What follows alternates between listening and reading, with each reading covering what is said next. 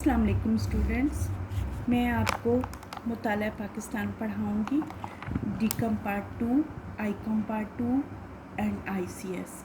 آپ تینوں کلاسز کے لیے مطالعہ پاکستان پڑھایا جائے گا۔ یہ بک ہے جو کہ پنجاب بورڈ ٹیکسٹ بورڈ کی طرف سے منظور شدہ بک ہے۔ اس میں کتاب کا پیپر جو ہے 50 نمبر کا آتا ہے، جس میں کہ 10 نمبر کے فلنگ دی بلینکس ہوتی ہیں اور 24 مارکس کا آپ کا شارٹ کوسچنز ہوتے ہیں اور 16 نمبر کا لانگ کوسچنز آتے ہیں۔ ہاں جی، اس کا پہلا چیپٹر ہے، بک کا پہلا چیپٹر ہے ہمارے پاس اسلامی جمہوریہ پاکستان کا قیام۔ اس چیپٹر میں ہم یہ دیکھیں گے کہ مسلمانوں نے پاکستان کے قائم کرنے کے لیے کیا جدوجہد کی۔ اس میں سب سے پہلے آتا ہے نظریہ پاکستان۔ آخر اسلامی جمہوریہ پاکستان کو کس نظریے کے تحت ہم نے قائم کیا؟ پاکستان مملکت خداداد ایک ٹھوس نظریے کی بنیاد پر وجود میں آئی۔ پاکستان کے نظریے کی اساس اصل میں دین اسلام ہے، جو مسلمانوں کے تمام شعبوں میں رہنمائی کرتا ہے، یعنی نظریہ پاکستان کی بنیاد نظریہ اسلام ہے۔ اسلامی نظام حیات انسانی زندگی کے تمام پہلوؤں کا احاطہ کرتا ہے۔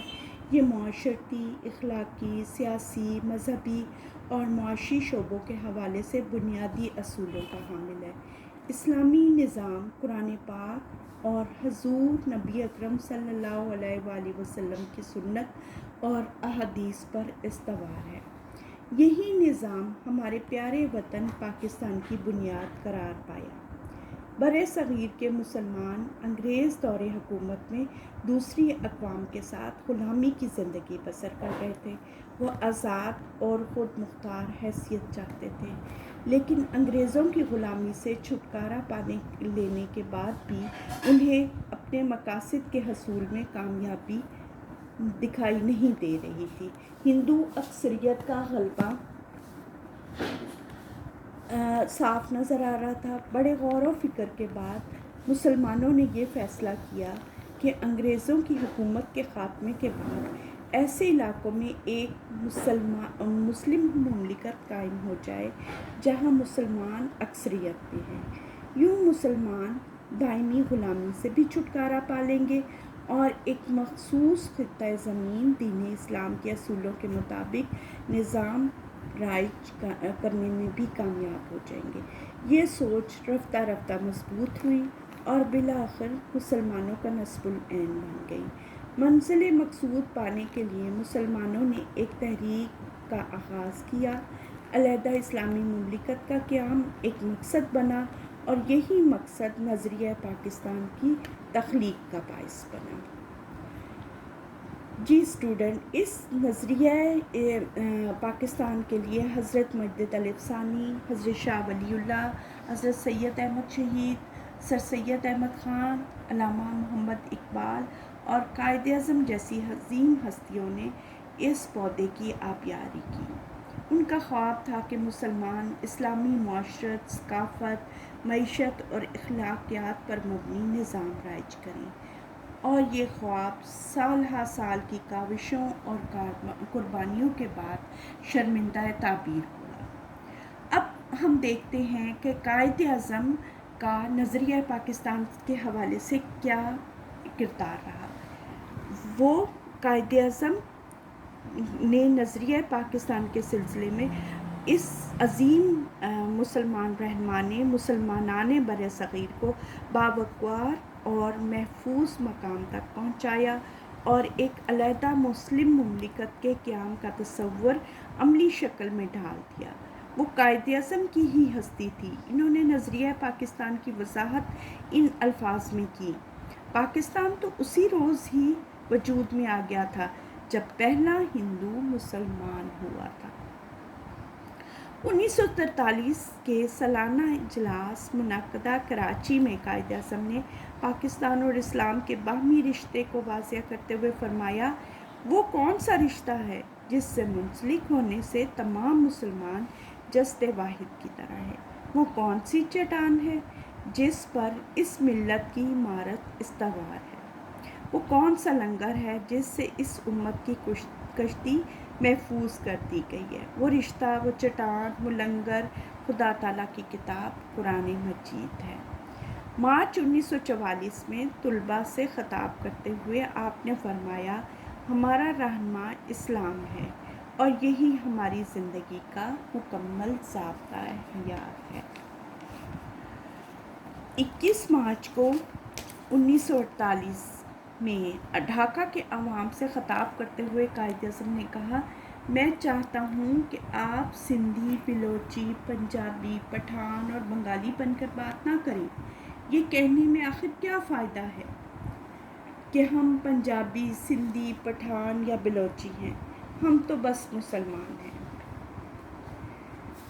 آپ نے ایک اور جگہ علی گڑھ میں خطاب کرتے ہوئے نظریہ پاکستان کو ان الفاظ میں واضح کیا کہ پاکستان کے مطالبے کا محرک اور مسلمانوں کے لیے جداگانہ مملکت کی وجہ آخر کیا تھی؟ تقسیم ہند کی ضرورت کیوں محسوس ہوئی؟ اس کی وجہ ہندوؤں کی تنگ نظری ہے، نہ انگریزوں کی چال۔ یہ اسلام کا بنیادی مطالبہ ہے۔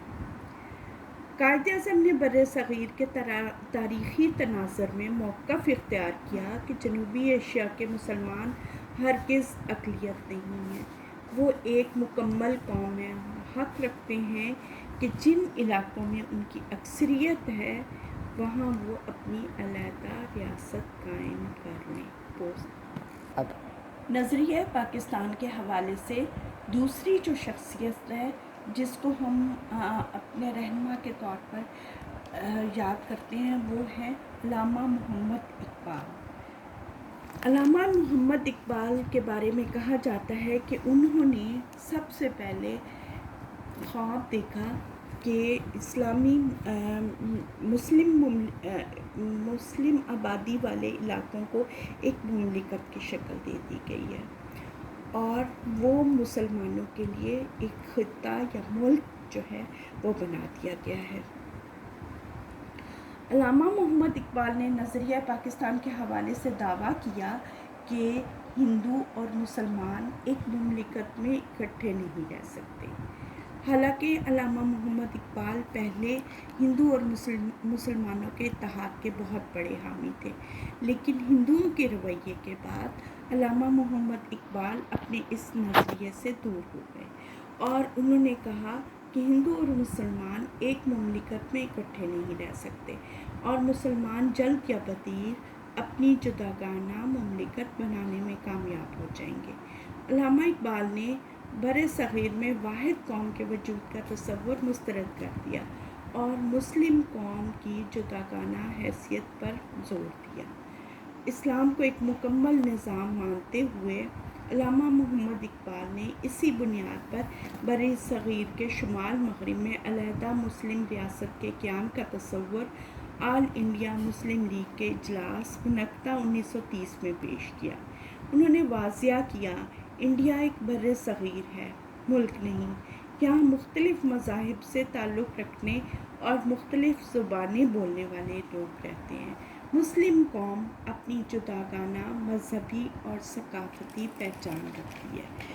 علامہ محمد اقبال نے اپنی شاعری کے ذریعے بھی نظریہ پاکستان کو اجاگر کیا اور مسلمانوں میں ایک ایسی روح پھونک دی کہ وہ نظریہ پاکستان کے حصول کے لیے دن رات ایک کرنے لگے اور جوش و جذبے سے کام لینے لگے۔